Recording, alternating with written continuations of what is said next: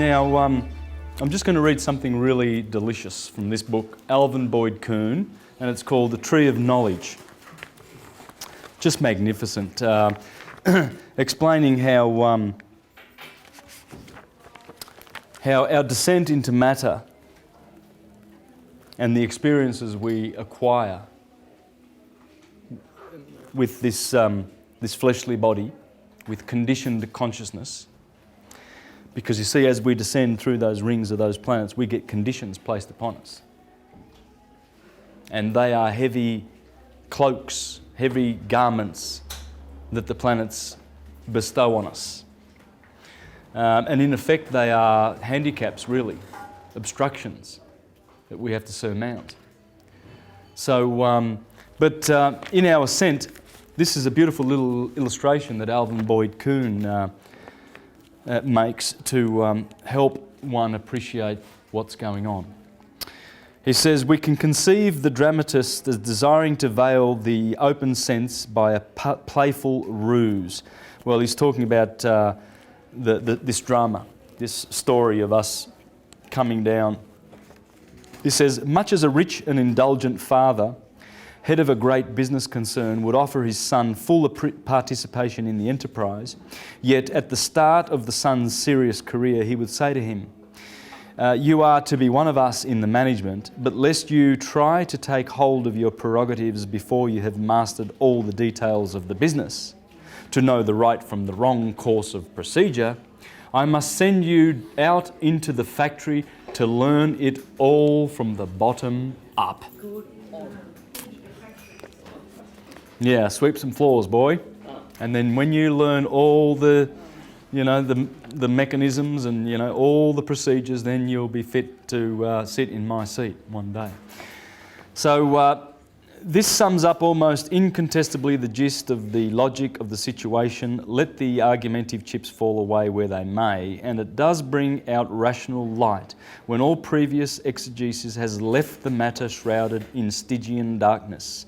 It may be the final basis of all sanity in our religious psychology to understand that even God cannot give unto his children, beloved children, the bliss and blessedness of divine life without imposing on them the ineluctable condition that they earn the right to it by developing the capability for it in the time-tempting mill of evolution. Well said. Alvin Boyd Kuhn. Anything you read of Alvin Boyd Kuhn, and this is a must. Okay? Who is this King of Glory?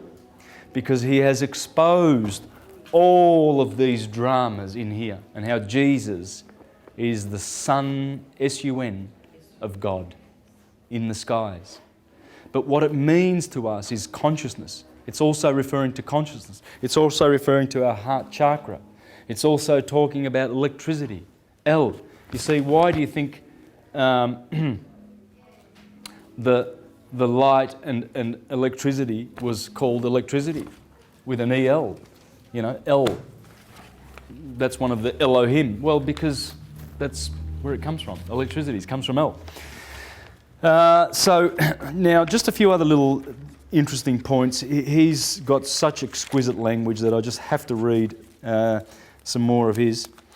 The artistry of ancient allegorism caught the world at a low point of its intelligence and mired the interpretive mind in Christianity in the worst slough of misconception ever to afflict the human fancy. Our dullness of comprehension and blank stupidity in handling our great heritage of ancient mythicism have marred and scarred the face of history. Absolutely true. Bizarre and almost ridiculous as it sounds in the ears of modern people, it can be said truly that philosophy is and must ever be man's true saviour. Yeah, so Manly P. Hall, the pineal gland. What does he have to say about the pineal gland? Well, the gland itself is not the third eye, but only the reflection of that organ, its counterpart or symbol in the material constitution. It is a relic bearing witness to an ancient faculty, and because it has endured through these eras of spiritual obscuration, promises the ultimate restoration of the function to which it bears witness. The true power of the gland is in its spiritual counterpart, even as the whole strength of man abides in his visible nature. The true third eye cannot be seen by the ordinary vision, but is visible to the clairvoyant as a vibrant spectromatic aura surrounding the outer body of the gland and pulsating with an electric light. The first Sephirah, Kether, everything I've just showed you, this is what syncretism's all about.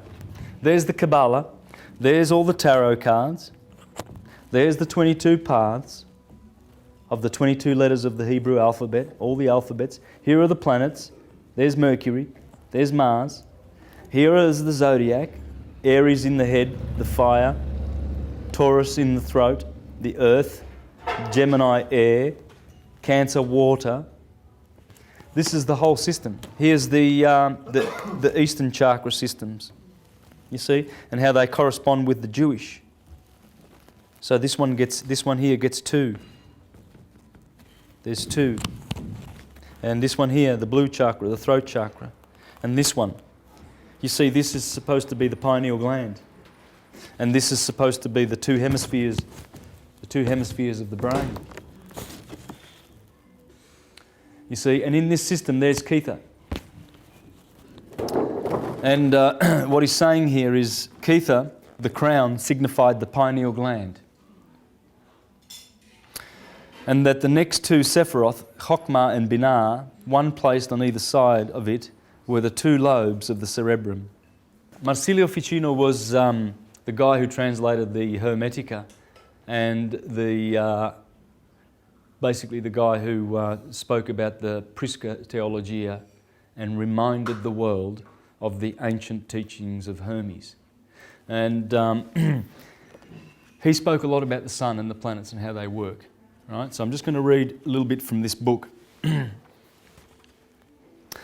first book of the Hermetic opus contains a story with familiar Gnostic themes. Pymander, the divine mind, of course, this is Marsilio, he translated the Pymander. Pymander is the mind, the 12, that's the mind over matter. See, mind is 12, matter is 7, okay? So he was the first one to translate it, so he should be able to talk about it. Appears to Hermes, and so divine mind appears to Hermes and describes the origin of nature.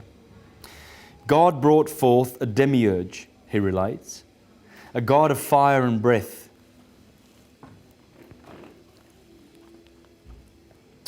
who fashioned 7 governors, who envelop with their circles the sensible world. All of the lower world depends upon the 7 governors. Then the Father God created a man in his own image, a man so beautiful that God fell in love with him. He allowed the man to enter the sphere of the demiurge and there to behold the 7 governors. Obviously the pattern of mankind comes from here. That's what it's talking about. But he allowed that pattern to be introduced into this solar system. Okay? Because that's where the creation happens. The creation did not happen here on this earth as literalist evolutionists teach, Darwinians, or as the theocratic types will teach you. Oh, God made Adam from the dust, literally, and Eve from the rib. You know, it's literal to them because they cannot see the 3 dimensions that are coming up out of this. They can't see those hidden pictures because they're not looking and they don't care to look. They want someone else to tickle their ears in church. Oh yes, priest type. You know, who cares what you do in your private time? Probably, you know, with little boys. They don't care about that. And they offer no protection to their children when they bring them to church because there is no protection for children in any of the Christian corporate churches because they don't deal with pedophiles in, you know, with justice and out there and the law and the police and everything. No, it's all in-house. We take care of this in-house because we don't want Jehovah's name to be spoiled. Poor Jehovah. And of course, God is concerned about that, isn't he? Oh, don't you dob Brother Smith in because he's just raped 6 boys in the congregation. Don't you do that. I've got a name to protect up here, please.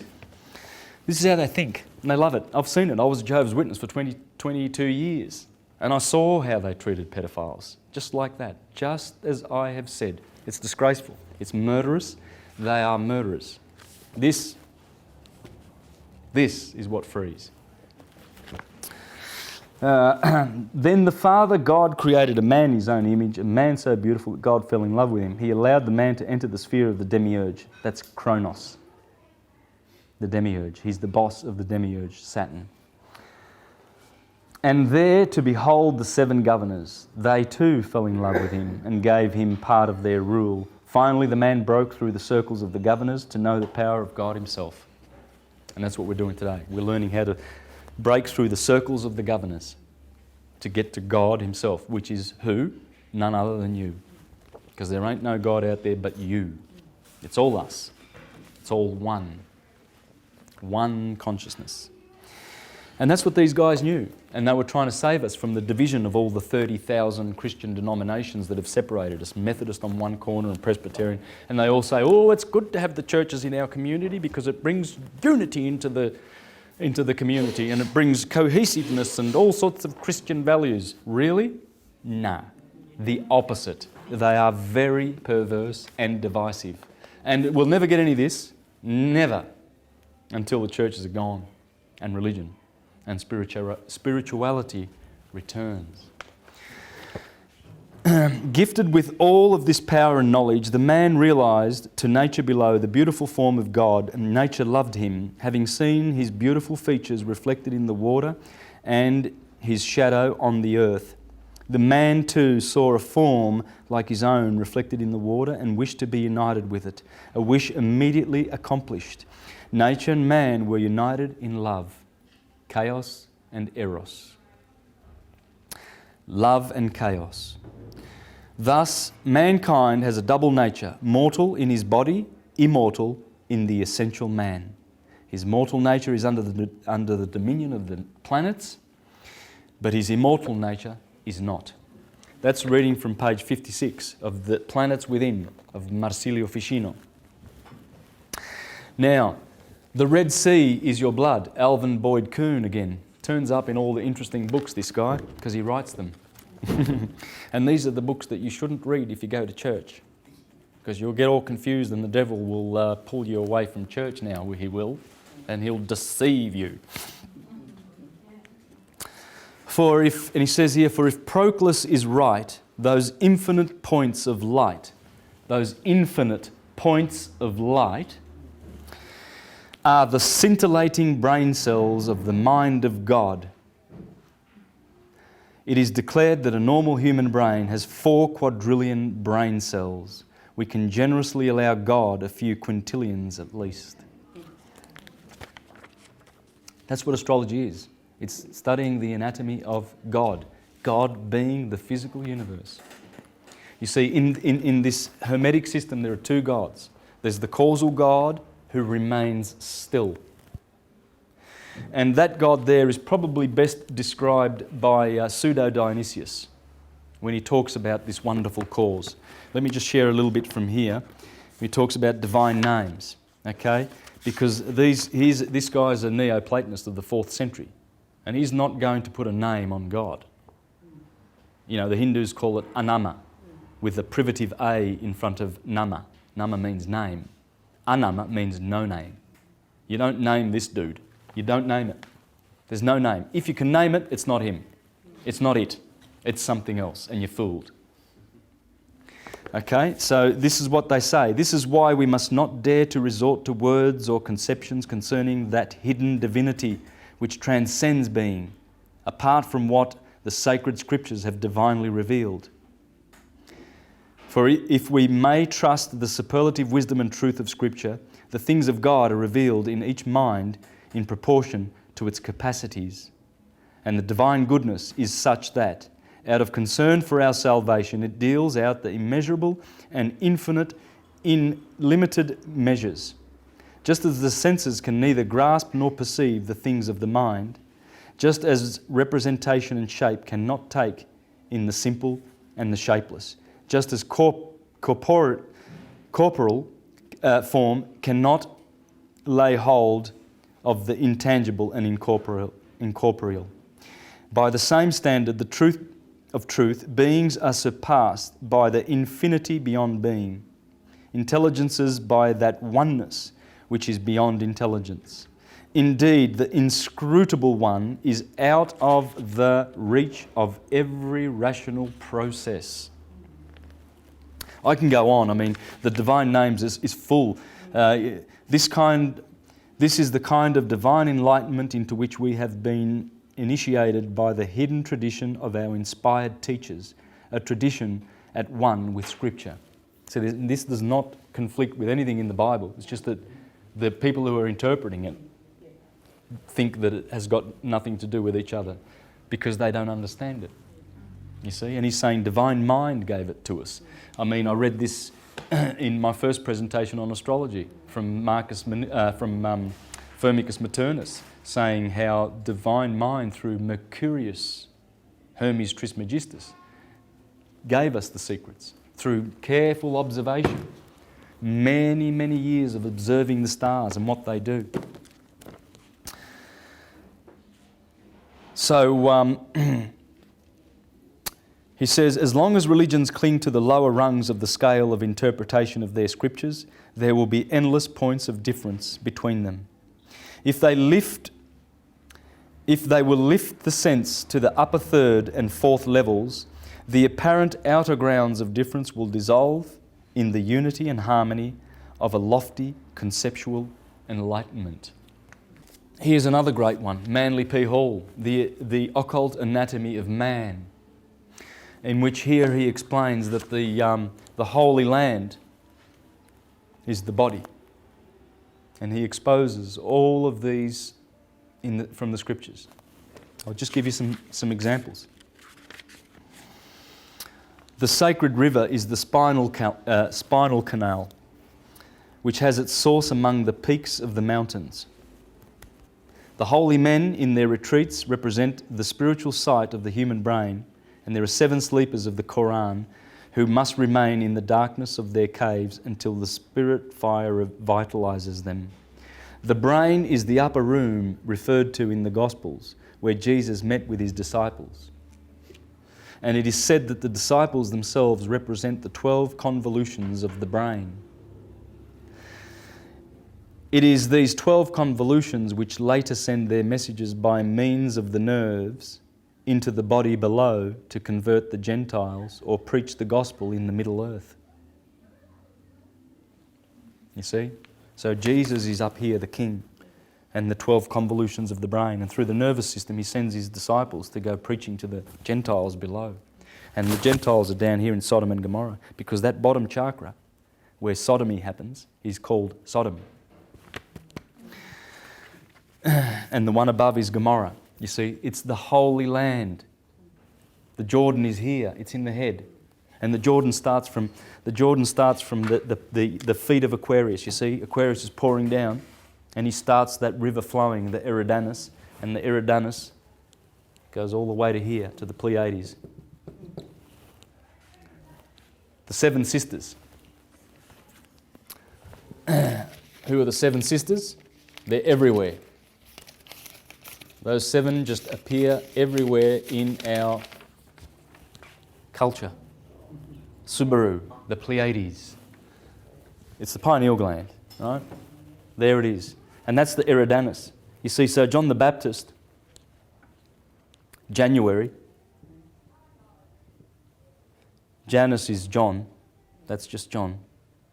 Don't be fooled. This month used to be called the baptism month, because as the sun climbs up from the 25th of December here, he gets a hell of a baptizing by January the Baptist, the water bearer. And he says, look, the Lamb of God who takes away the sin of the world. And he baptizes him in the Jordan. That's the Eridanus. There's a lot of this stuff in here. Okay, I'm not going to be able to dwell much on this, but Pythagoras taught on the internet. Oh, okay. Or you can go to the Theosophical Society on Russell Street. They have a lot of this Manly P. Hall stuff, and most of these guys, you can order it through them.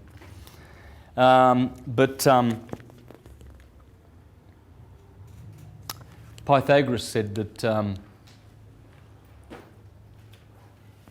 that the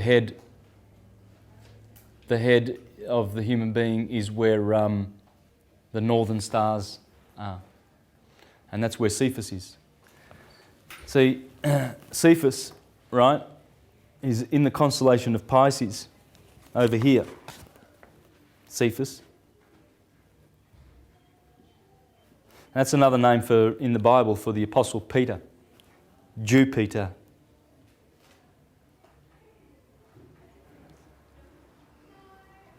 Jupiter.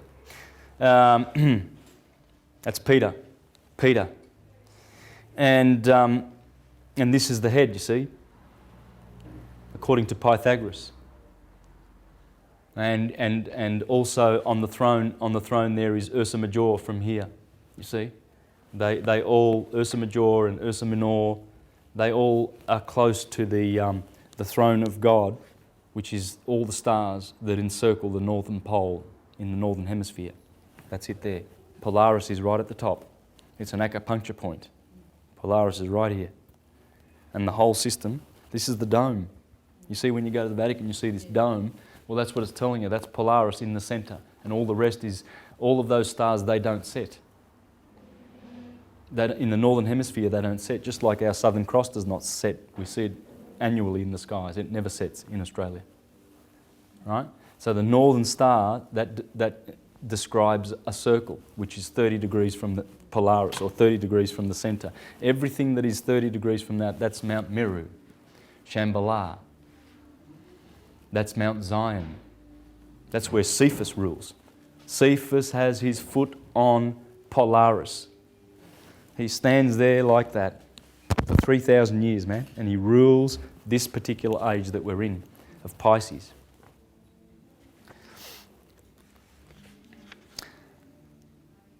So the spirit not only leaves, but also enters the body through the crown of the head, probably giving rise to the story of Santa Claus and his chimney. Chimney. That's the one I had. The one with the mushroom. Yeah. The Amanita muscaria mushroom. Yeah. Santa Claus is always red, white and black, just like that little mushroom. Yeah. Because that's what it's all about. Because what does the Amanita muscaria mushroom do? Well, it causes you to have an out-of-body experience. And if you can have an out-of-body experience, what does that mean? That means that you're not your body. Now, they don't want you to know that, do they? The Vatican has spent so much money in putrid, filthy, lying propaganda to make us believe that we are a society of slaves that are our bodies. And those bodies can go out and get a career, get a job, get a sports career. Or let's pay, let's pay David Beckham $40 million for 1 year to go to Galaxy, or whatever. So you see all these sportsmen who are getting $100 million a year. And then you see 2 billion of our brothers who are starving to death. And these sportsmen love to get on these Fox, lifestyle shows to show their, beautiful mansions in Doubleday, Sydney. And, oh yes, I've got a $5 million house in Australia, I've got a $6 million house in Liverpool. And, some of our Australian soccer players, do this. Yeah, and I think to myself, you buffoons. You buffoons. You think you're your body, do you? You think you own the molecules that have assembled your house in Doubleday, do you? Well, this is the sad story for these people who have descended and gotten themselves entangled. Entangled because, you see, when we come down here, we already make our pact not to be deceived by the priest and the salesman on every corner. And you look around, man. You go to the city in Melbourne, you see the priest and the salesman. The biggest and the best buildings are the cathedrals and the banks. And they work together. The bullion brokers and the people who put the spell on the money. They must put their spell on the money, and they work together, and they always have. And this cabal is about to be undone. By what? By our consciousness. All evil destroys itself like a cancer. It will eat itself until it is finished and consumed. Just watch how the Rockefellers start killing the Rothschilds, and the Rothschilds start killing the Morgans and the Schiffs and the Warburgs, and you watch what happens now. You'll see heads are rolling because Saturn, here, the guy that they pay so much homage to and harvest his energy to enslave the rest of mankind, is going to give them a bit of justice. The two lobes of the cerebrum were called by the ancients Cain and Abel. Cain, Abel. Male, feminine. This guy kills this guy. In fact, that's why they won't let you write with your right hand. You see, because the left brain is masculine and it dominates this hand ruled by Mars. That's Mars, this is Mars. This is the killing hand, you see. If they can get you, and if they see you working with your sinister hand, left hand, they soon smack that out of you and you're writing with your right hand, yeah, to keep you really unbalanced, rather than teaching us to be ambidextrous, right? Or perhaps if you're inclined to be left-handed, we'll go for it, and that will balance out the two hemispheres. They want us in here, because this fella, he sees the trees, he don't see the forest, okay? They need the feminine side to do that. And have much to do with the legend of the curse of Cain, which is literally the curse of unbalance. You see, this is the unbalance is happening here, where Orion, that's Cain, is killing the bull, Abel. Abel is a bull, Abel, El. And that's what's happening here. The two hemispheres are here in the brain. The human brain is here, you see, and Cain, Orion, is killing the bull, his brother. And that's the unbalance, or the spirit of equilibrium. For the murder of the spirit of equilibrium, Cain is sent forth a wanderer upon the face of the earth. The spinal cord is an elongation of the brain, and some authorities even claim the cord to be capable of intelligence throughout its entire length. This cord is the flaming sword which is supposed to have stood at the gates of the Garden of Eden. The Garden of Eden is in the skull, within which is a tree bearing 12 manner of fruit. Remember, I said this is the Garden of Eden. It can't be here. This is where all the vital organs are of the body, and these are the best of the vital organs. This is the heavens, the earth, and hell. Right? Huh? Da, da. And so there is where all the good stuff's happening. In fact, Aries is the mid-heaven. I discussed that in my astrological presentation 2 weeks ago, where this guy explains clearly that the ancients gave us the chart of the universe, the birth chart of the universe. And in that, Aries is the head. Because it is. It's the mid-heaven, rather, not the head. Aries is the mid-heaven. See, in astrology, the mid-heaven is when the sun climbs to that point. And in your chart, it deals with the 10th house. And that's Capricorn. And because Capricorn is where Saturn is.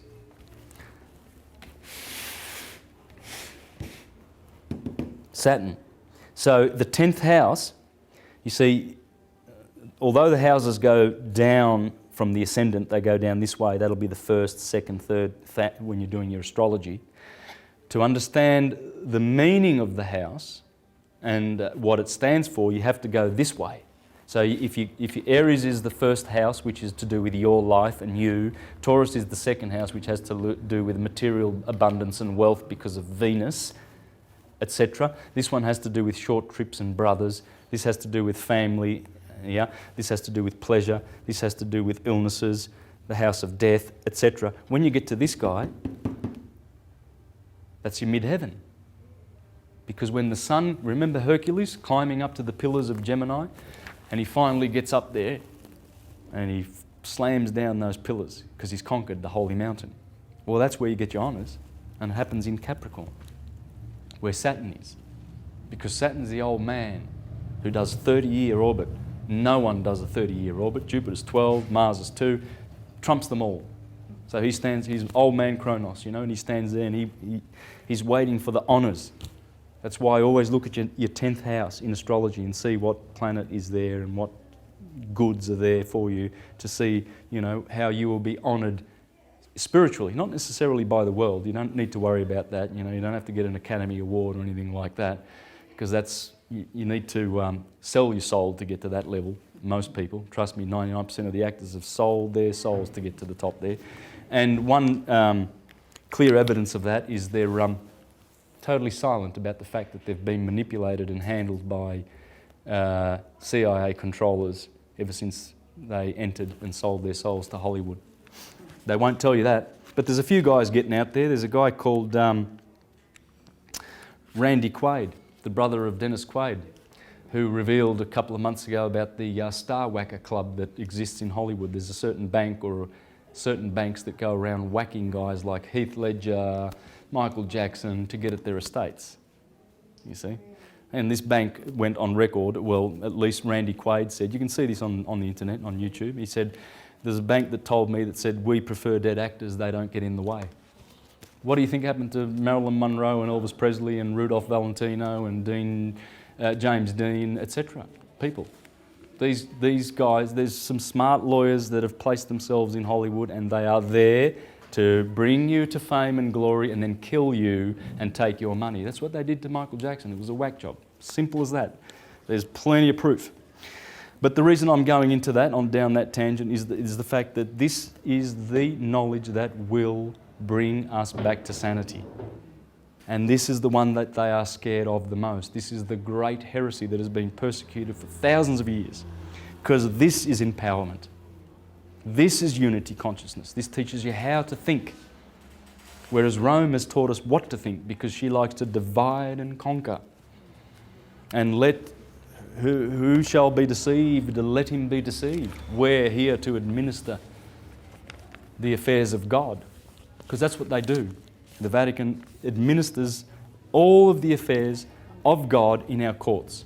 When you get a written summons, that's coming from a scriva notary. A scriva notary, right? Jesus in the Gospels condemns 5 classes of people, right? Unless you're aware of it. He's got the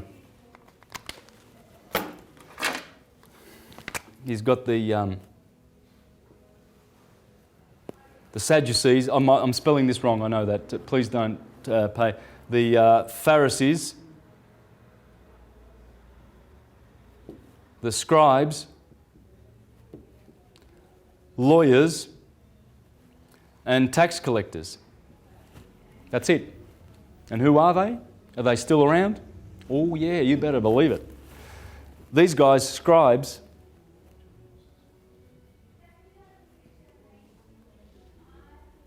scriva, that's a V by the way, sorry about my bad writing. Scriva notary. Notaries, that's a writer of indulgences. I've exposed this in other videos of mine. You see the scribes, that's why he doesn't like the scribes. The Pharisees, these are people that, like your priests and your money changers. These are the money ones. These are the law guys. These are the guys who get big educations to go into politics. Like your John Howards and your Rudds and Gillards and these creeps to run us. And you know what? They're lawyers. Oh yeah, they study law because they want to bind you. And they know how to bind you. It's called statutory legislation. It's not the law of God. We're only bound to one law, and that is don't hurt anybody. If we are all one, why are they like that? Because they've divided us. This unites. They have divided us. The elites that are doing this, dividing us, are causing you to have your label, Jehovah's Witness, Mormon, Pentecostal. So we all go back to one in the end, them too. If this doesn't take over the whole planet in the next 10 years, it's all over. Okay. It's coming back. It will come back. Hermes has always promised to come back and return. Okay?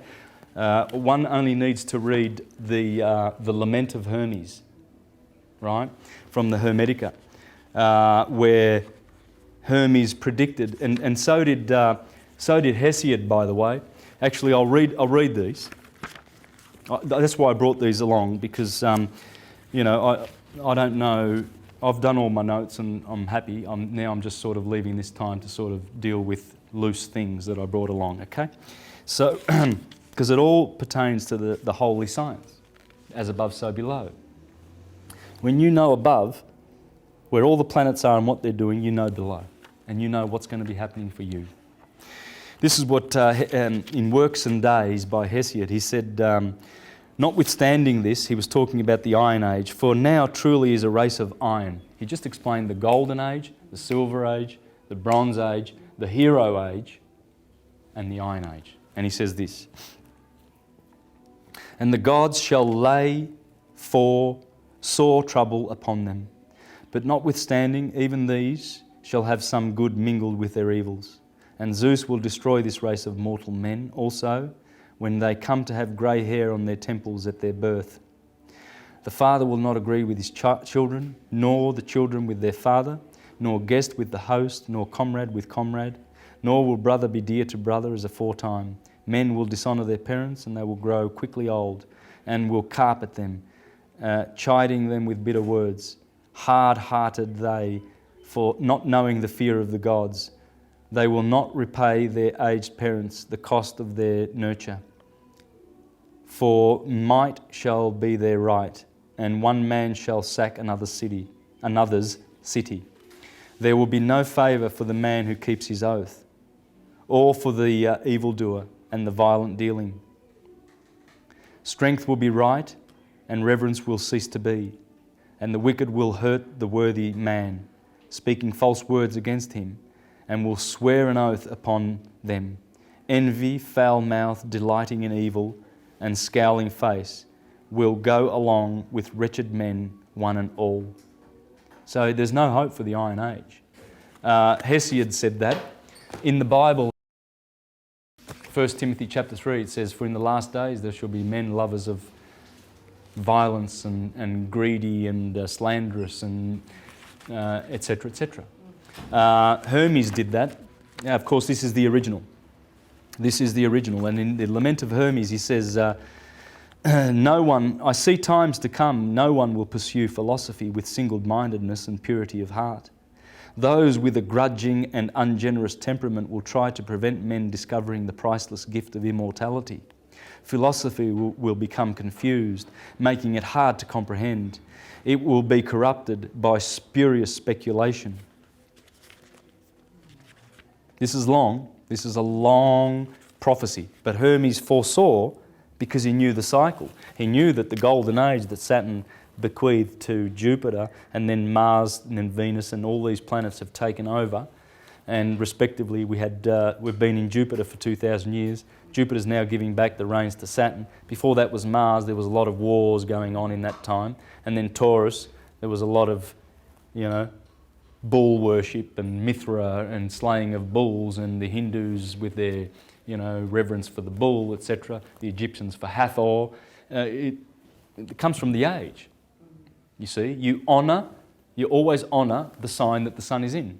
For instance, during the year, you get to, this is what they call Lent, the days of Lent, 40 days. Well, they eat fish, don't they? Because of Pisces, right? And then you eat lamb, and then you eat beef. You'll see that you just look at the holidays of the religions and what they're observing, and you'll see that it all goes in with above. Everything above dictates what happens below. Everything.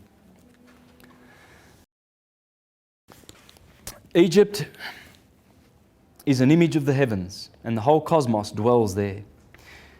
In this its sanctuary, but the gods will desert the earth and return to heaven, abandoning this land that was once the home of spirituality. Egypt will be forsaken and desolate, bereft of the presence of the gods. It will be overrun by foreigners who will neglect our sacred ways. This holy land of temples and shrines will be filled with corpses and funerals. The sacred Nile will be swollen with blood, and her waters will rise utterly fouled with gore. But I foresee that in times to come, clever intellectuals will mislead the minds of men, turning them away from pure philosophy. It will be taught that our sacred devotion was ineffectual, and the heartfelt piety and assiduous service with which we Egyptians honour Atum was a waste without reward. Egypt will be widowed, Every sacred voice will be silenced. Darkness will be preferred to light. No eyes will rise to heaven. The pure will be thought insane, and the impure will be honoured as wise. The madman will be believed brave, and the wicked, look at it, like George Bush, you know, turns up, you know, in Iraq with a military uniform and hops off the helicopter, and all these idiots who watch Fox and all those buffoons, you know, Glenn Beck and all those idiots on there spewing forth their vomitous lies, and they think, oh, George Bush is a hero, he's a hero. Well, Egypt's just telling us they're buffoons. You know, the buffoons are the ones that are called heroes. And the heroes, we put them in mental asylums like Ezra Pound. You know, the true heroes, the true aristocratic, spirit-loving, wise philosophers, they get thrown into mental asylums. That's what it's saying. Knowledge of the immortal soul will be laughed at and denied. No reverent words worthy of heaven will be heard or believed. Nothing will remain of your religion but an empty tale, which even your own children will not believe. Nothing will be left to tell of your wisdom but old graven stones, etc., etc. So you see, Hesiod said it, Homer said it, the Bible says it. It's the Dark Ages. It's simple as that. These are the Dark Ages. Iron, there's 2,000 years of iron and a lot of bronze here. We've had basically 5,000 years of the time of Amun, 5,000 years of the time of Amun, which means hidden, according to Stephen Miller.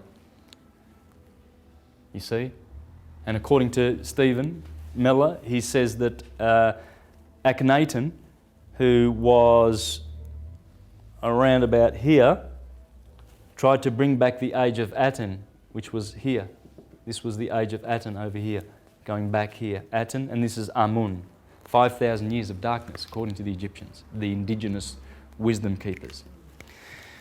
Now, the philosophers also spoke much about what we need to do in our thoughts, our speaking, our actions. For instance, Epictetus and Seneca, first century philosophers.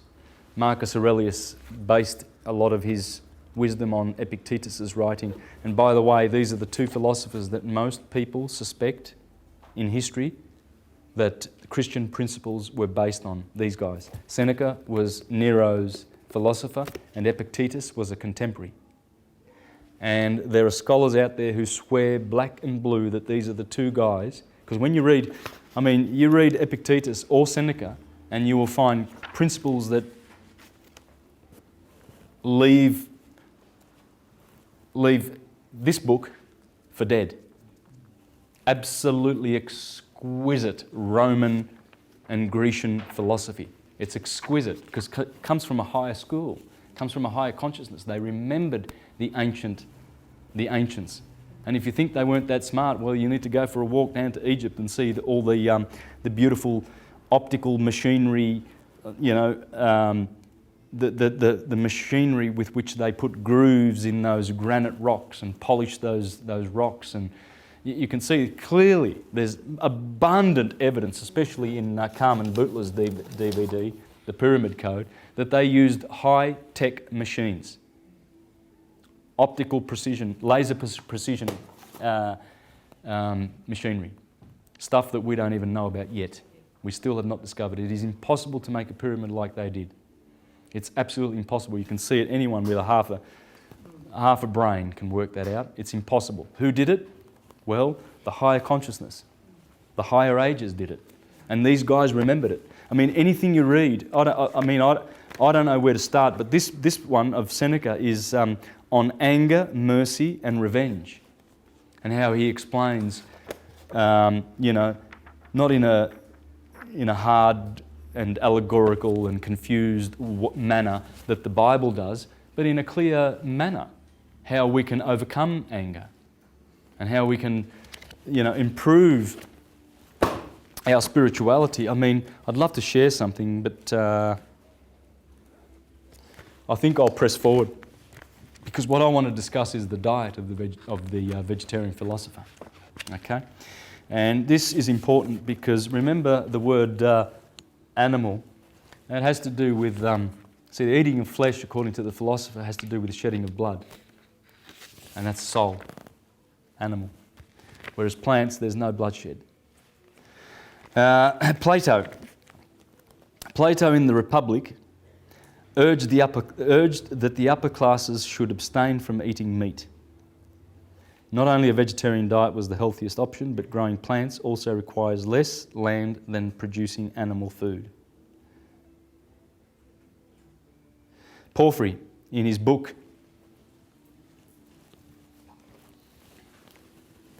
this is a Thomas Taylor version, right? Porphyry. His 4 books on abstinence from animal food. You know, they burned his books in the 3rd century, Porphyry, because he wrote against the Christians. And Celsus did 100 years before him. Those books must be read if you want to understand who Christianity really, really is. This false, rubbish, antichrist Christianity on the scene in your churches, in the community. It's absolutely the antichrist, because this is the true Christian religion, based on science. It's not based on any kind of hocus pocus that they're teaching in the churches. Porphyry said that the concept of justice should be extended to animals, as justice in this case means not to commit unnecessary murder. Most of meat eaters justify their choice by claiming that animals are irrational and therefore not subjected to the same moral rules.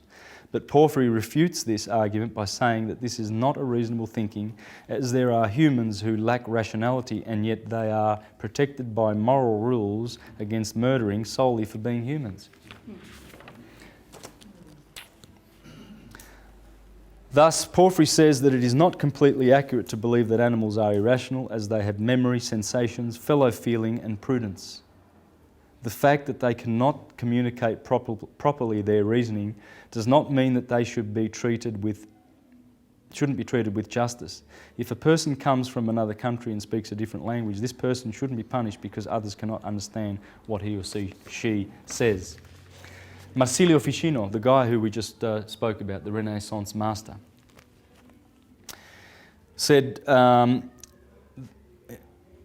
he argued that a vegetarian diet could help a person elevate consciousness and purify the body. He encouraged his followers to become vegetarians and abstain from anything that could enslave the senses, such as the kind of bodily pleasures that could dominate the mind. Plutarch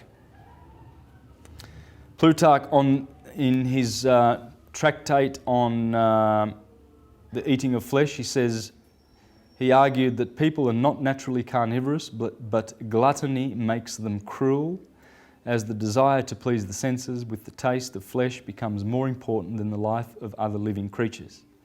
Allowing animal slaughter unnecessarily only indicates that men are being dominated by their bodies.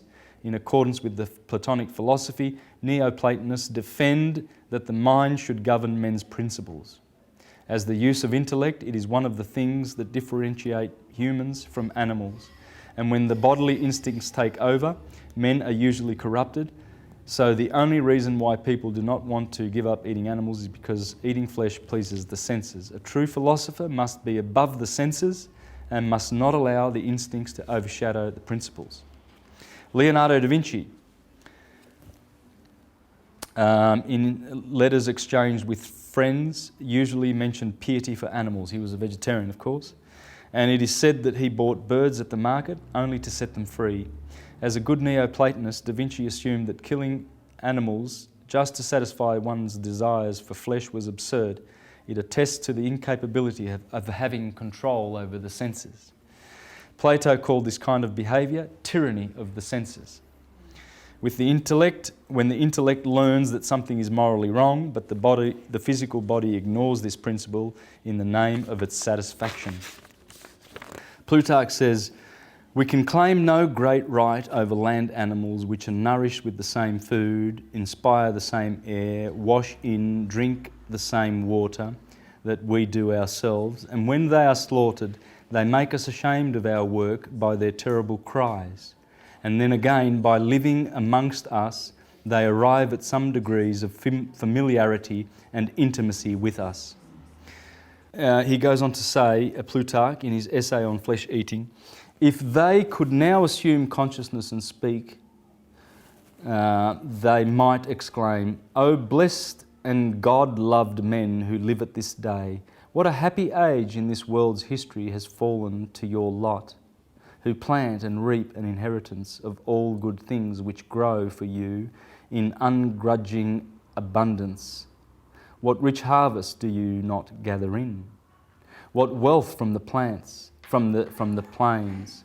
What innocent pleasures is it not in your power to reap from the rich vegetation surrounding you on all sides? You may indulge in luxurious food without staining your hands with innocent blood. While as for us, wretches, our lot was cast in an age of the world the most savage and frightful conceivable. We were plunged into the midst of an all-prevailing and fatal want of the commonest necessities of life from the period of Earth's first genesis. While yet the gross atmosphere of the globe hid the cheerful heavens from view, while the stars were yet wrapped in a dense and gloomy mist of fiery vapours, and the sun, Earth itself, had no firm, regular course. Our globe was then a savage and uncultivated wilderness, perpetually overwhelmed with the floods of the disorderly rivers, abounding in shapeless and impenetrable morasses and forests. So what he's saying there is the animal feels, what a time to be alive at this, the worst time in which humans just come along and just rip your head off and eat you. That's from the point of view of the animal. Nothing puts us out of countenance, not the charming beauty of their form, not the plaintive sweetness of their voice or cry, not their mental intelligence, not the purity of their diet, not superiority of understanding. For the sake of a part of their flesh only, we deprive them of the glorious light of the sun, of the life for which they were born. The plaintive cries they utter we affect to take to be meaningless, whereas in fact they are entreaties and supplications and prayers addressed to us by each which way. Is it not the satisfaction of your real necessities we deprecate? It is not the satisfaction of your real necessities we deprecate, but the wanton indulgence of your appetites. Kill to eat, if you must or will, but do not slay me that you may feed luxuriously. So in other words, the animal's saying, I don't begrudge you, you need to eat. But must you slay because for your better eating? You've already got eating. There's already food out there. There's cherries and apples and bananas and carrots and pumpkins. Why does blood need to be spilled? This is the thinking we might have to address if it concerns us. Alas for our savage inhumanity. It is a terrible thing to see the table of a rich man decked out by those layers of corpses, the butchers and cooks. A still more terrible sight is the same table after the feast. For the wasted relics are even more than the consumption. Have you seen this? I'm privileged to be able, I'm a musician, a professional musician, so I get to do corporate functions, So, you go to a function of, say a bank breakup party at the end of the year or something, right? And you see all these diners and all these intellectuals that go to celebrate the corporation, you see, and I get to play and watch their behaviour. And I see how much food, they've got the choice of grapes and watermelon and all sorts of carcasses. They bring out fish and they bring out meat and they bring out all sorts of food. And as Plutarch says, the wasted relics are even more than the consumption. And yet people are starving to death on this planet. These victims then have given us their lives uselessly, as other times, from the mere niggardliness. The host will grudge to distribute his dishes, and yet he grudged not to deprive innocent beings of their existence. Well, I have taken away the excuse of those who allege that they have the authority and sanction of nature. that man is not by nature carnivorous is proved in the first place by the external frame of his body, seeing that to none of the animals designed for living on flesh has the human body any resemblance. He has no curved beak, no sharp talons, no claws, no pointed teeth, no intense power, or stomach, or heat of blood, which might help him to masticate and digest the gross and tough flesh substance. On the contrary, by the smoothness of his teeth, the small capacity of his mouth, the softness of his tongue, and the sluggishness of his digestive apparatus, nature sternly forbids him to feed on flesh. And that's what Sri Yukteswar says in the Holy Science. There's a chapter there on flesh. And it's absolutely not for human consumption. You know, and it really upsets me when people who take the philosophical stance and try to be teachers, you know, in the truth movement and etc., and who do the opposite, you know, and teach that it's beneficial. And I know that people are doing this, and it just really, really makes me so distraught. It's absolutely not beneficial at all for anything. There's nothing beneficial in eating flesh at all. Not a thing. Nothing. You know, it's toxic. As they say, it's, you know, it's a waste of soul, animal being soul. But anyway, this is the thing that more one studies and deepens his level of appreciation of the spiritual and the metaphysical of all of this, the more one then sees the need to adapt.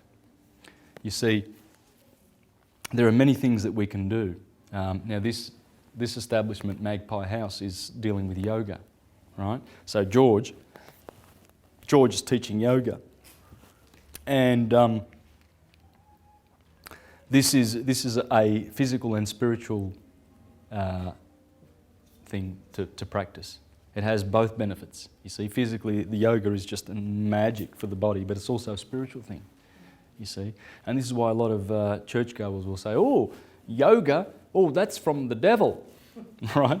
It's from the devil. Yoga, you know, stretching, and filling your mind with good information is from the devil. But you see, these are some of the things that we need to look at. Are we exercising and stretching with the good food that we eat, the good light food? Because raw food, and if you can add more raw food into your diet, you get more light, right? Because it hasn't been burned, cooked, grilled, roasted, fried, or anything like that. You see, which actually destroys the enzymes in the food. But you know, things like yoga is all about stretching. You know, it's just getting all the joints moving and stuff like that. Dancing is a good way to do yoga. You know, grab a partner and do half an hour a day or something like that. Because the more light food that you eat, and that's LIGHT, raw food, the more your body can use those atoms, because they haven't been destroyed. You know, they haven't lost an element like an electron, which is what causes free radicals. You see, and processed food is like that. That's why they cook it to death. It's fried, and cooked food is actually destroying the food, the goodness of the food. As you grow with this knowledge of the, and by the way, Prisca Theologia is not saying that only ancient knowledge is useful and no new stuff. I mean, you know, there's new information that is handy too. It's timeless wisdom. It's not Prisca as in ancient, it's timeless. And as you learn this timeless wisdom, then you grow and you see the need to shed things that you discern for yourself that are no good for you anymore. You see, you might need to eat some fish at the moment, and because we've had thousands of years of this meat-eating tradition, we've fallen. You see, the tyranny of the senses. And in some cultures, they eat humans. They've gone one step further and they've gone to cannibalism, right? They're not satisfied with just eating animals.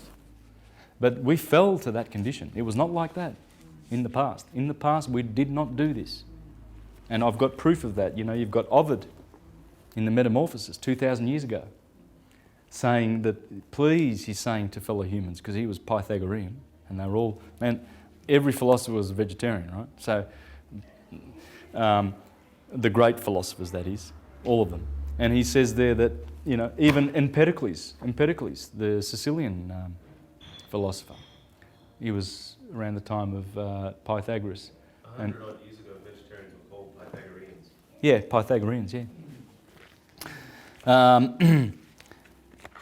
But as we go, you know, we can make these decisions for ourselves, because you know what you need and you are a priest unto yourself.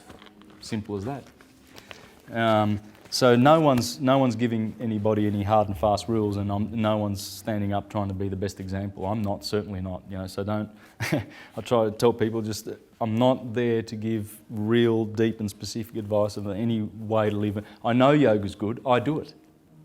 You know, I practice my own yoga at home. I do my own stretches and look after. I feel which muscles need, you know, a stretch, elongation. Where I might do a little bit of dancing to relax, or something like that. Breathing is very, very important to learn how to breathe. Unfortunately, a lot of people are breathing incorrectly. Right? You see them do this. You know, they suck in here and they breathe in here when they're breathing in. That doesn't make sense. If you blow into a balloon, it expands, right? So when you're drawing in, everything should be just going straight down through the diaphragm, right down the bottom. You know, just it should be sort of going all the way down to the feet, if you can. You know, you envisage the breath going down to the feet almost, and expansion. And then when you blow out, then you can contract, you know.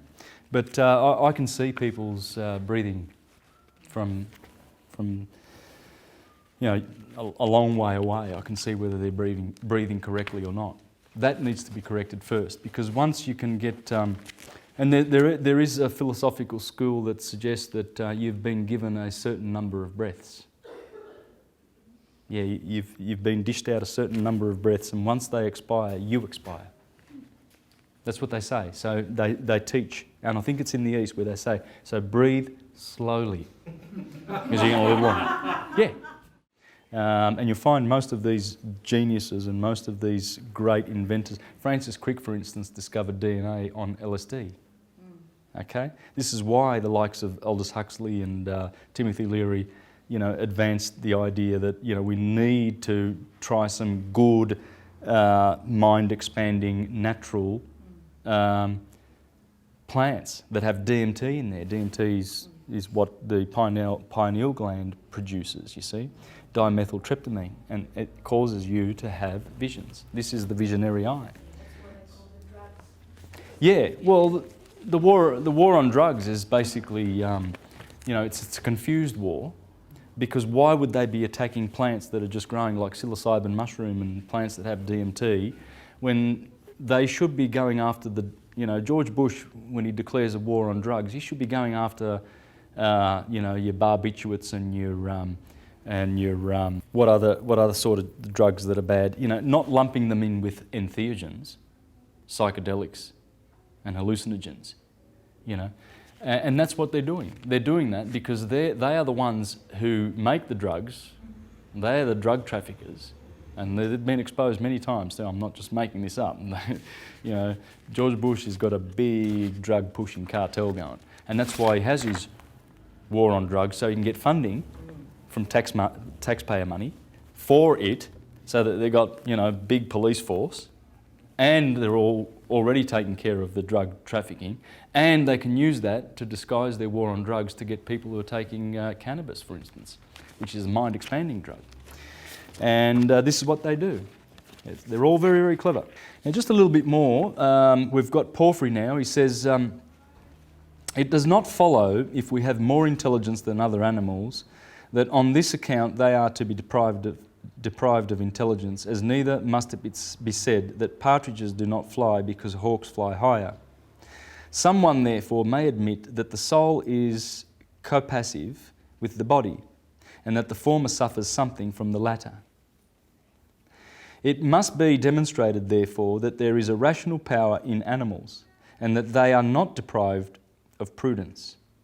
And in the first place, indeed, each of them knows whether it is imbecile or strong, and in consequence of this, it defends some parts of itself, but attacks with others. Thus, the panther uses its teeth, the lion its nails and teeth, the horse its hooves, the ox its horns, the cock its spurs, and the scorpion its sting. But the serpents of Egypt use their spittle, whence also they are called toades, spitters. With this they blind the eyes of those that approach them, and thus a different animal uses a different part of itself to attack in order to save itself. They likewise change their places of abode at certain times, and know everything which contributes to their advantage. In a similar manner, in fishes and in birds, a reasoning energy of this kind may be perceived. So that's what the philosopher thinks, you see. And that's where we need to, that's where we're going. This is philosophy, because what is philosophy? Phil means love, and Sophia, she's a goddess of wisdom. Right brain. We love this. We love wisdom. Why wouldn't you want to be a philosopher? A lover of wisdom? Or you want to be a doofus? You know, the dunce on the block? You'd know. And this is the knowledge that grows that. Lucius Annius Seneca. That's the guy who we just spoke about. Seneca. He was a vegetarian. He said, "Many dishes have induced many diseases. Note how vast a quantity of lives one stomach absorbs. Insatiable, unfathomable gluttony searches every land and every sea. Some animals it persecutes with snares and traps, with hunting nets, with hooks, sparing no sort of toil to obtain them. There is no peace allowed to any species of being." You have a look at those little chickens that are cooped up, and they can only face this way. And they've got their beaks have been burned off, the pain. You have a look at your cows that have had branding on their faces. Have you seen the movie Earthlings narrated by Joaquin Phoenix? Please check out Earthlings. I couldn't show that one here, it's too graphic. It's too graphic, but it shows how what scientists are doing to animals, you know, testing on chimpanzees and injecting them with all sorts of things. I think those animals just waiting for the morning sun to come through the window so they can be injected with AIDS and, you know, all sorts of things that Bayer and Johnson & Johnson and all of these big pharma run by the Vatican. Yeah, we don't see it. We don't see what's going on in those laboratories, but you've got little chickens and little guinea pigs and innocent little animals. Plotinus, everyone's favourite. He was in the 2nd century, Neoplatonist, student of Armonius Saccus, I believe. But anyway, this is what he says in his 9th tractate. The intellectual principle, the ideas and the authentic existence. All human beings from birth onward live to the realm of sense more than to the intellectual. Forced of necessity to attend first to the material, some of them elect to abide by that order, and their life throughout make its concerns their first and their last. The sweet and the bitter of sense are their good and evil. They feel they have done all if they live along pursuing the one and barring the doors of the other. And those of them that pretend to reasoning have adopted this as their philosophy. They are like the heavier birds which have incorporated much from the earth and are so weighed down that they cannot fly high for all the wings nature has given them. You know that pelican, right? When he grabs a big fish, right, and he tries to get away. He's got too much fish in his mouth, right? He's saying people have, you know, filled their heads with opinions, you know. Oh, and my opinion's right, yours is wrong, and, you know, and I think it should be like this, and it's all heavy with opinion, and they can't fly. Because it says all human beings from birth onward live in the realm of sense. You see, when you trust those 5 senses, you know, what does it feel like? feels like an elephant, right? Right, but it could be a bear, and it's about to, eat you. You can't trust your senses. You can't trust your sight and your hearing, and that's where this mind, the sixth sense, this is where, we have to trust our senses, don't we? That's what we've got. That's what the brain, I'm seeing you by virtue of my eyesight. So my brain's telling me that you're there. So I need that so I know who I'm looking at, right? But these are pure, what is seen through the eye is not how it really is. It's the reality of appearances, you see. Just your perception, and everybody's perception can be different. That's right. Others do indeed lift themselves a little above the earth. The better in their soul urges them from the pleasant to the nobler. But they are not of power to see the highest, and so, in despair of any surer ground, they fall back in virtue's name upon those actions and options of the lower from which they sought to escape. But there is a third order, those godlike men who in their mightier power, in the keenness of their sight, have clear vision of the splendour above and rise to it from among the cloud and fog of earth and hold firmly to that other world. Looking beyond all here, delighted in the place of reality, their native land, like a man returning after long wanderings to the pleasant ways of his own country. You see, what they're saying is eventually the godlike one, or the one that looks for God, the cause of it all, he just he's not satisfied with studying effects. He wants to know the causes, you see.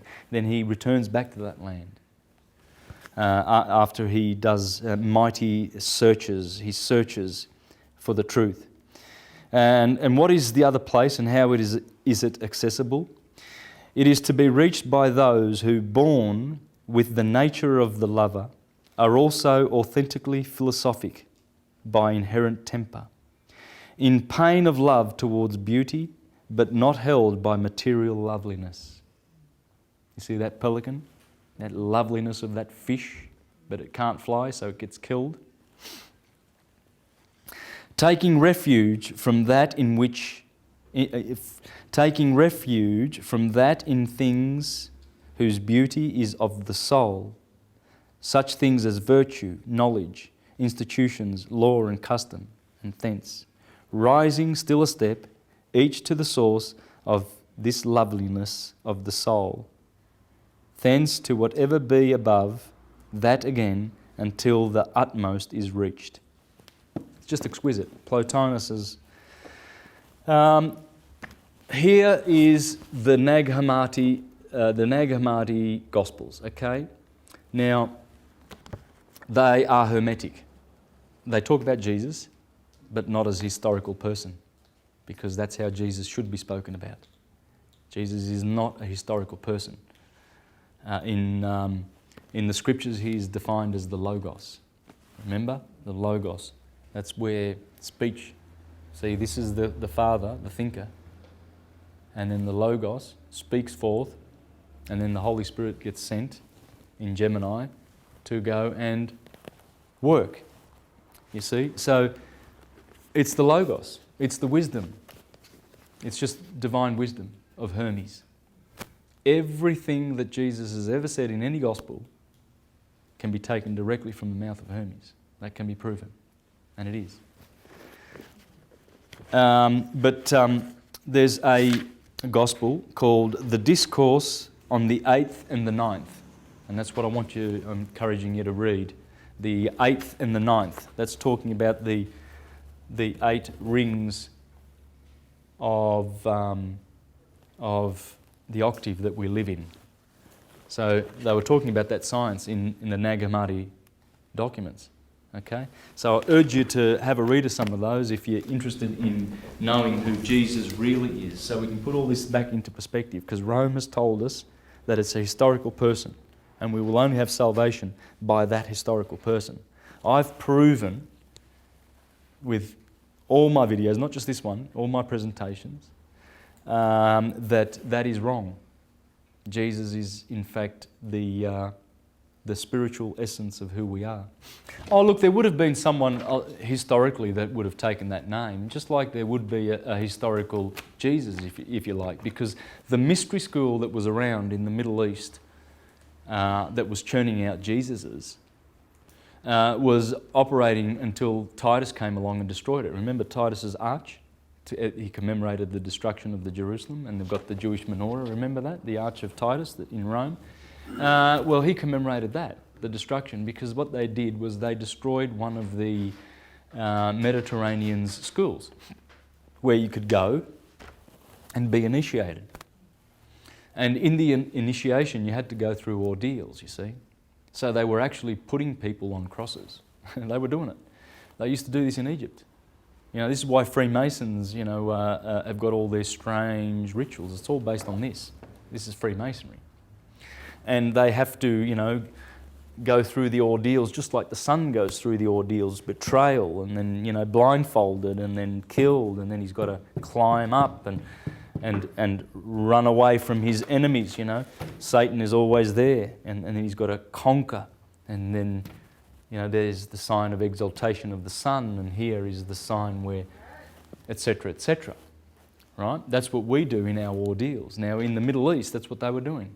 They were bringing people, they had to carry their cross up the mountain, and then they had to be hung on the cross for 3 days. And when they survived, the initiates, they were given a new name, and usually that name was Jesus. There's the Jesus. That's how it was known. It was not a historical person. It's the spiritual person in you. It's your soul. It's who you are. And then when one has achieved this illumination,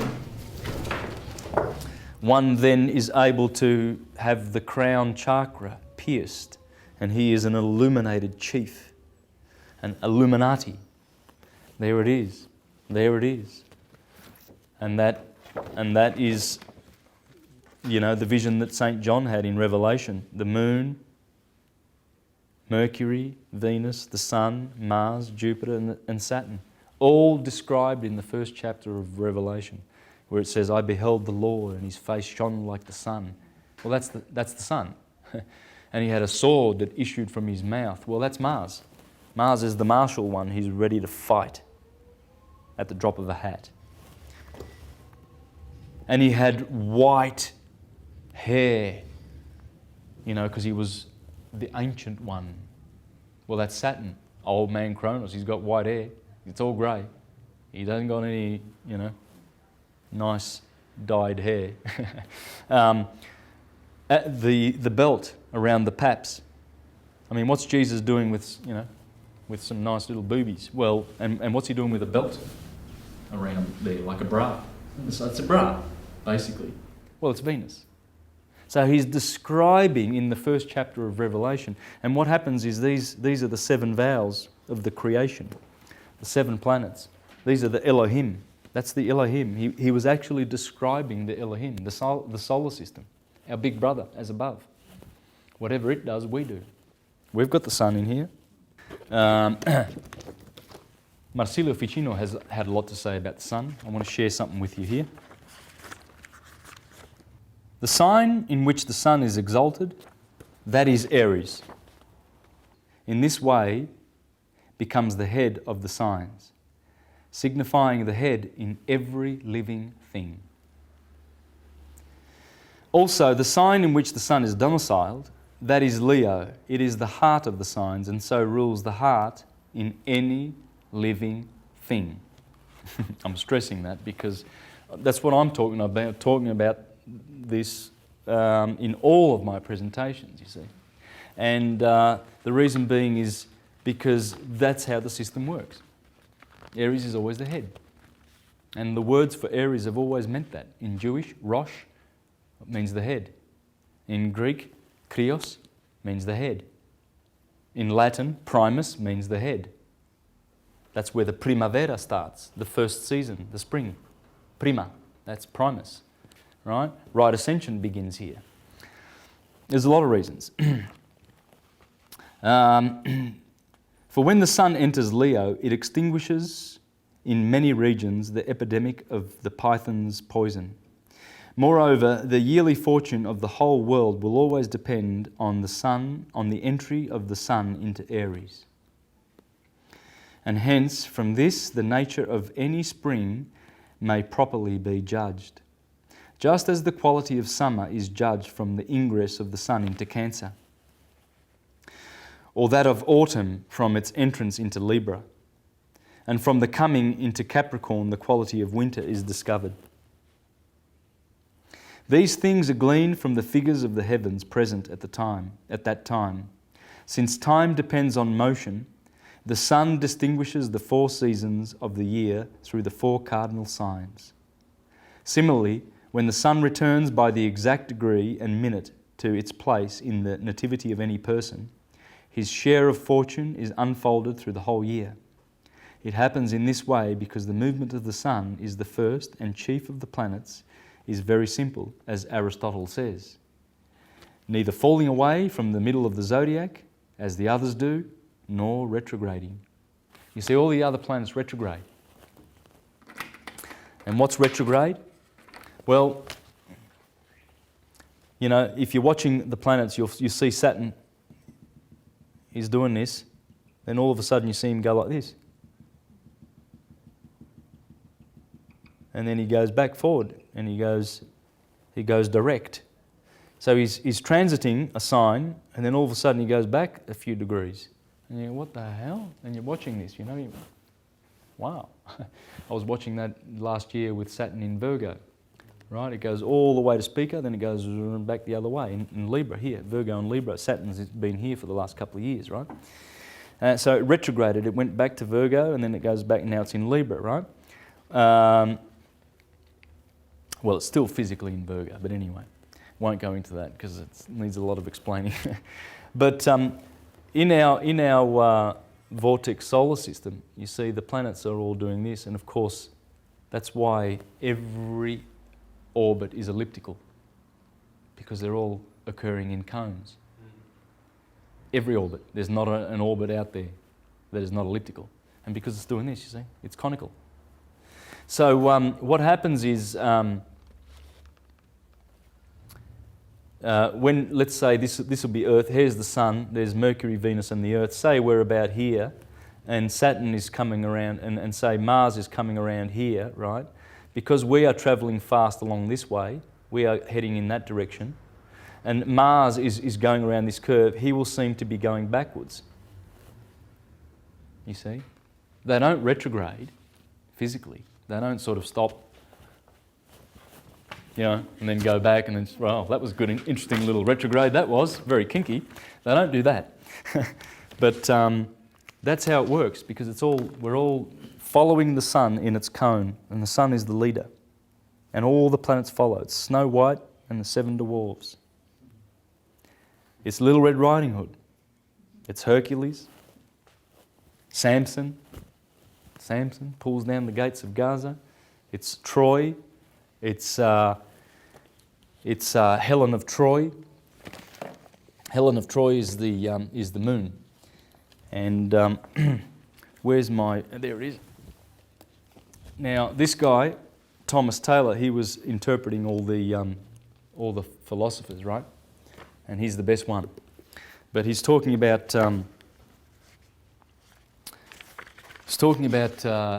Troy. Of course, you see, there are scholars who really believe and insist that Troy was physically on the historical plane. It's good when you have intelligent people, you know, shedding the light on all of these. You know, like you have, how many books have been written, you know, trying to prove that Jesus was historical and etc. and the apostles and everything like that. You know, but then you get one great book that comes along, like Alvin Boyd Coons, that one, and dismantles it with proofs. Absolute proofs. Well, what he's saying here about the Trojan War, etc., if I can find it. I've got so many good points here. It's just beautiful the way this guy explains the myths, you know. Oh, there it is. Of course, it's in The Wandering of Ulysses, okay? This is one of the books that he translated. And he says, the Trojans are called genuine. For all the lives which subsist about bodies and irrational souls are favourable and attentive to their proper matter. On the contrary, the Greeks are rational souls, coming from Greece, i.e. from the intelligible into matter. You see, so it's talking about this. The Trojan War is talking about man, and the Greeks, of course, are going to call themselves the rational ones, coming in and experiencing the experience of matter. Hence, the Greeks are called foreign, but vanquish the Trojans as being of a superior order. But they fight with each other about the image of Helen, as the poet says, about the image of Aeneas. Helen signifying intelligible beauty, being a certain vessel attracting to itself intellect. An efflux, therefore, of this intelligible beauty is imparted to matter through Venus, and about this efflux of beauty the Greeks fight with the Trojans, rational with irrational lives. And those indeed that oppose and vanquish matter return to the intelligible world, which is their true country.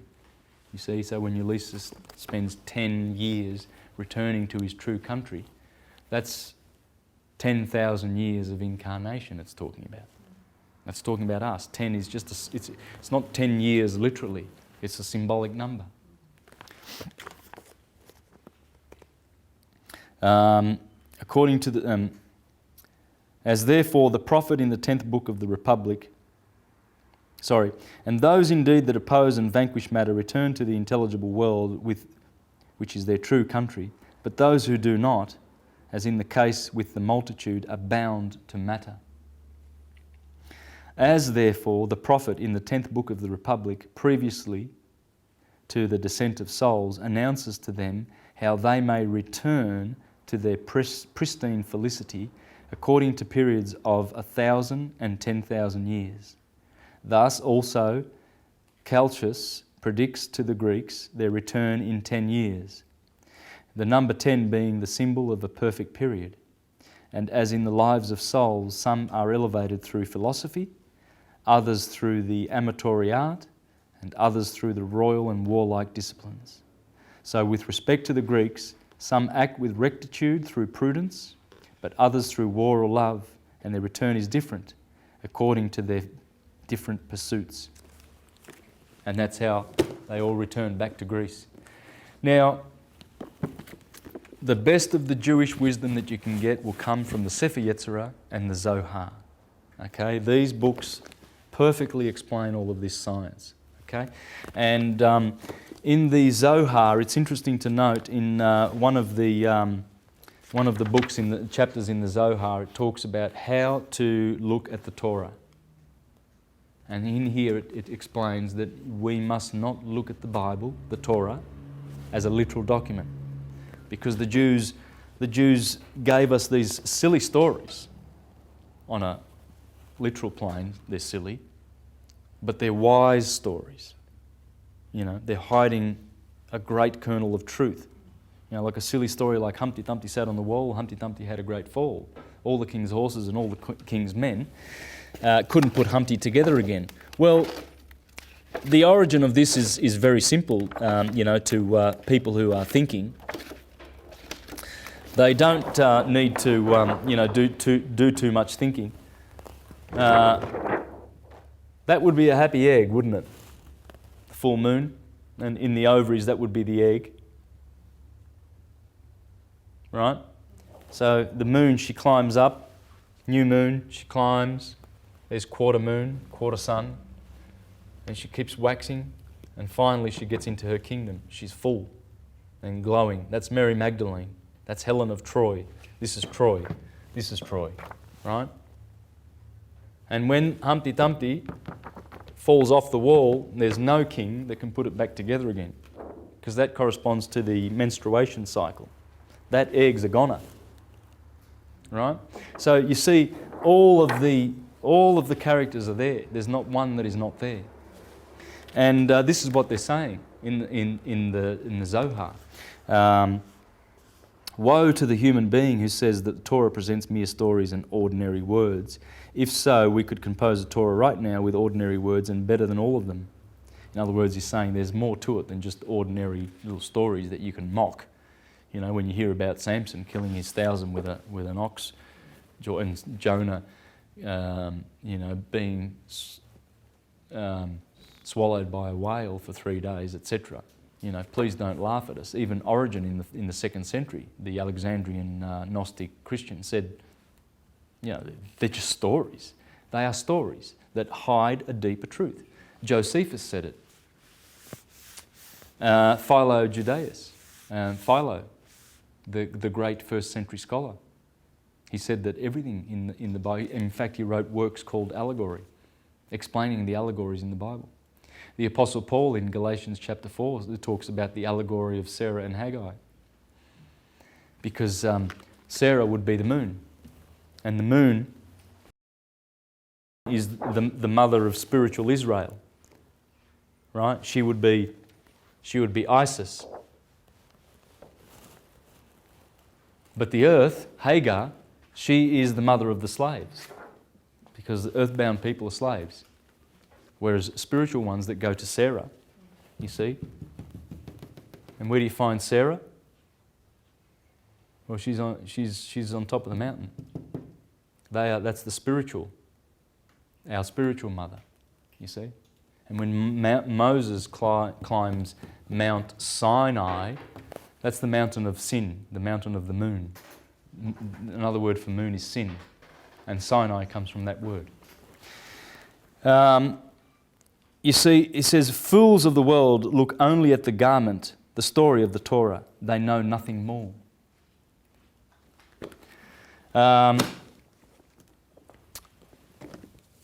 Thomas Paine, who was a Hermetist, I'm going to wind up in 5 minutes. Thomas Paine, who was a Hermetist, and one of the founders of the Republic, of the Hermetic Republic of the United States of America. And he said, as to the Christian system of faith, it appears to me as a species of atheism, a sort of religious denial of God. It professes to believe in a man rather than in God. It is a compound made up chiefly of manism, but with but little deism. And it is near to atheism as twilight is to darkness. It introduces between man and his maker an opaque body, which it calls a redeemer. As the moon introduces her opaque self between the earth and the sun, and it produces by this means a religious or an irreligious eclipse of light. It has put the whole orbit of reason to shade. The effect of this obscurity has been that of turning everything upside down and representing it in reverse. And among the revolutions it has thus magically produced, it has made a revolution in theology. As to the theology that is now studied in its place, it is the study of human opinions and of human fancies concerning God. That's all it is. You go to church, you go to Jehovah's Witnesses, human opinions, buffoons. Go to the Mormons, same crap. Seventh-day Adventists, all of them. They've all got their patented version of the same rubbish lie from Rome. It is not the study of God himself in the works that he has made, but in the works or writings that man has made. That's what the churches are up to. Yeah. And it is not among the least of the mischiefs that the Christian system has done to the world that it has abandoned the original and beautiful system of theology, the Prisca Theologia. He knew it. And to make room for a hag of superstition. And you need to read what he says. He calls Christianity a dag on the spiritual evolution of the human race. A dag, like a sheep has a dag on its bum. That's what Christianity is. It's like a dag dragging us back into the world of superstition, killing scientists like Galileo Galilei and murdering prophets of this true wisdom. The age of ignorance commenced with the Christian system. But the Christian system laid all waste.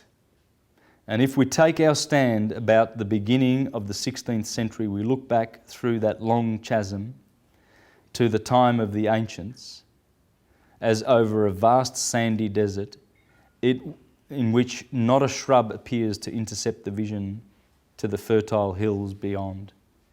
It is an inconsistency scarcely possible to be credited that anything should exist under the name of a religion that held it to be religious, to study and contemplate the structure of the universe that God made.